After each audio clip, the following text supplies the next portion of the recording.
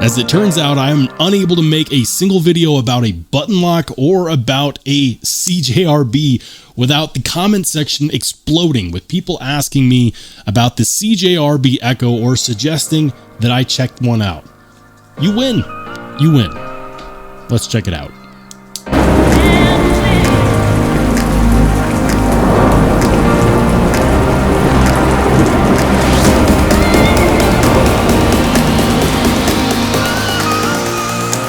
Have you ever watched a knife review of a knife that you already own just to see if the reviewer has the same or similar opinion as you? How's it going, everybody? I'm Rollshambo, the connoisseur and collector of all things sharp and shiny. And if that's you, smash the like button and let me know in the comment section down below, when was the last time you did that? Today, we're talking about the CJRB Ekko, a knife that I cannot escape. I reviewed the Pyrite. People blew me up about the Ekko. You've got to check out the Ekko. You've got to check out the Ekko. I review another knife that's under $100. You got to check out the Ekko. You got to check out the Ekko. And so you win. However, this one is kind of cool because I was planning on buying it, and then CJRB reached out to me and said, hey, we watched your video on the Pyrite. Would you like to check out an Ekko? So, of course, I said yes, because I want to check out everything, especially the knives that are important to my audience. So guys, this one's for you. This is the CJRB Ekko. Let's talk about it. Once again, shout out to CJRB and Artisan Cutlery for getting one of these in my hands, because this is a knife that I desperately wanted to review. And I'm glad that I have a chance to do so, especially after reviewing the Pyrite, which is a knife that I think is a great knife, even if mine came with some QC issues that I mentioned in my video, which, by the way, if you want to see the video that I did on the Pyrite, I will go ahead and link it up above in the corner. Let's go ahead and talk about the specs. I'll talk about the good, I'll talk about the bad, and we'll give a final opinion. So right off the bat, we are looking at a knife that's about 7.5 inches overall with a 3¼ inch blade, 4¼ inch handle. This specific one has green micarta scales, although you can get it in other variants as well. You can get it with the steel frame, you can get it with carbon fiber, and they're all going to be ranging somewhere in the $60 to $75 range. And if you're interested, I will make sure to link it in the pinned comment as well as in the description down below.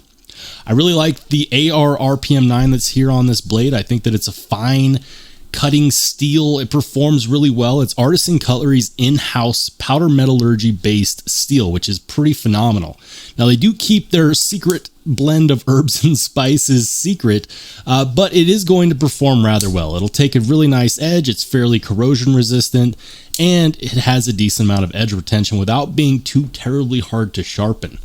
On this design, we have a button lock with a steel set of liners, stamped steel pocket clip, and of course, it is running on bearings, which means that that action is going to be quite smooth.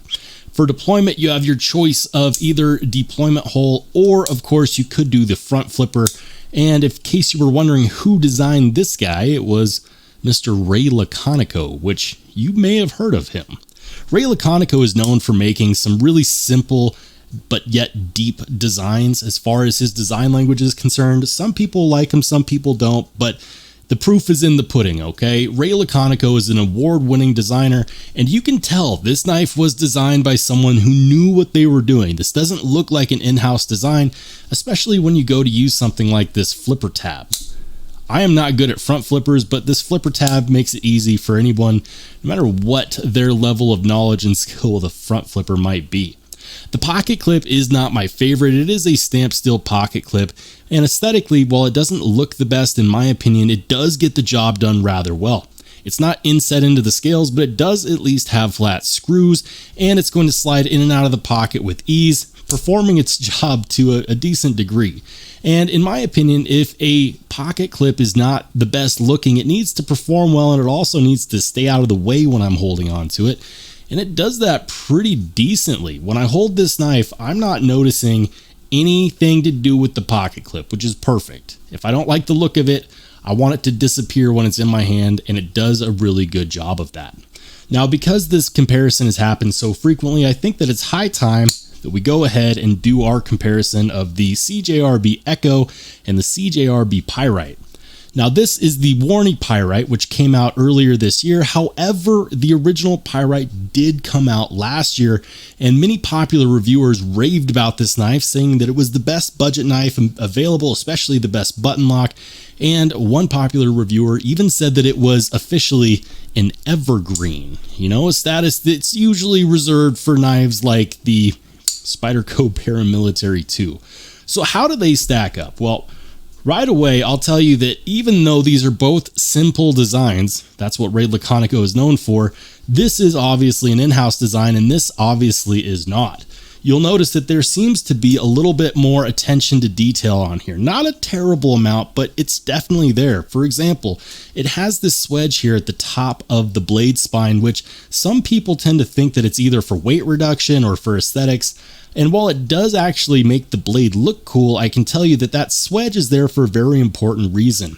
It relieves pressure on material that you're cutting through, making the slice cleaner and glide easily through that cut. So yeah, it's not necessarily for aesthetics or for weight relief, although it does achieve both of those things.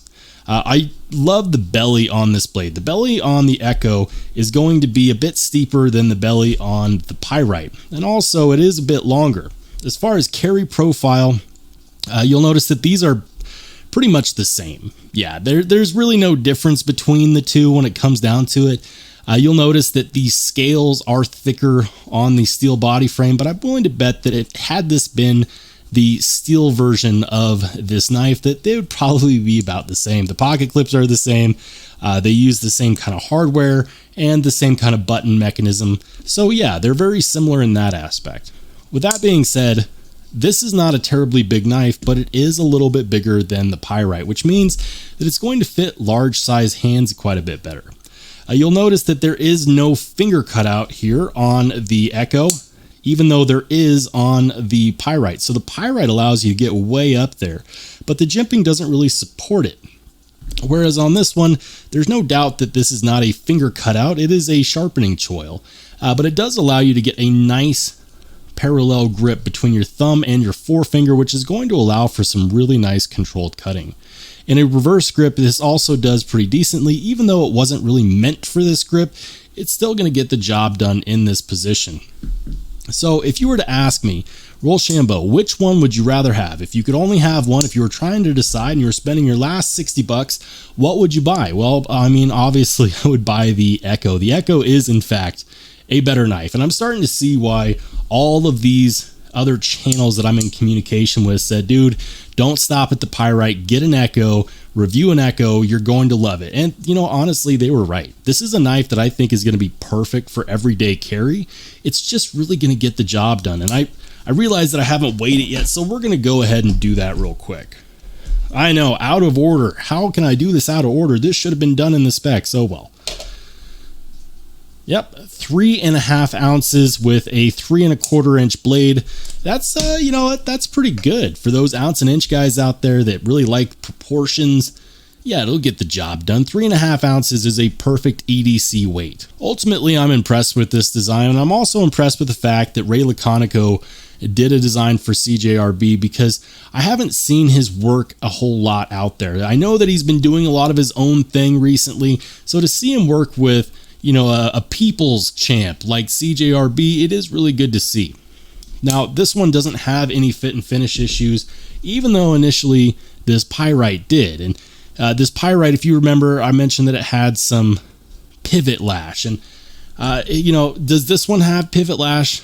No, there is no pivot lash whatsoever. Now, I know what you're thinking. You're thinking, dude, they knew you were going to review it. They sent it to you, obviously. They sent you the best QC'd version available. Well, you know what? That might be true if only I didn't have a million people in my chat and in my comments section telling me that I was the only one that had that issue with the pivot lash.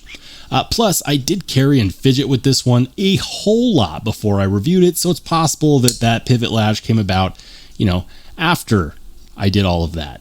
That's definitely possible. Because of that, I made sure to carry this beforehand and fidget with it a whole lot, and I definitely did. This is extremely fidget friendly. Between the smooth action, the deployment hole, and a front flipper, which makes it seem like just about anybody can do it, this has been deployed a ton since it came in the other day. You'll notice I didn't do an unboxing because I personally am not really an unboxer. I like talking about the knives after I have something to talk about. And I got to tell you that this deploys really nicely. And even if you're not necessarily one who's really into front flippers, that's a-okay because you still have this deployment hole and it's going to work really well for a reverse flick or for a thumb flick, or if you're someone that, maybe you don't want a whole lot of excitement, you just want to roll it out, you could slow roll it too. I really appreciate that in a world that seems to have forgotten about jimping, that they didn't shy away from that here, and also that jimping lines up with the position of your forefinger. That's really nice. I really think that that's the level of thought that we need in knives, because jimping shouldn't just be decorative, it should actually serve a purpose, otherwise it shouldn't be there at all. So this knife is obviously a design that had some thought into it, and I'm not terribly surprised because, again, Ray Laconico is an award-winning knife designer. But I'm curious to see what you guys have to say. Have you bought an Ekko? Or did you go with the Pyrite? Did you ask yourself the question, should I get the Pyrite? Should I get the Ekko? And if you did, ultimately, which one did you decide on? Let me know in the comments section down below, guys. And of course, if you want to see more Stellar Knife content, I've got a lot more coming. Make sure to hit subscribe. I'll check you on the flip side.